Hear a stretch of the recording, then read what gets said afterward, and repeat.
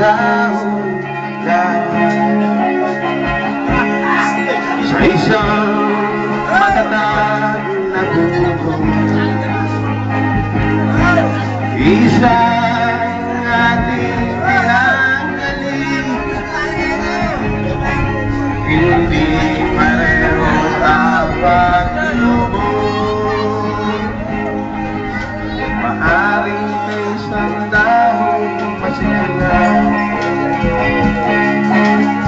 at kung naman ay dahon na lang,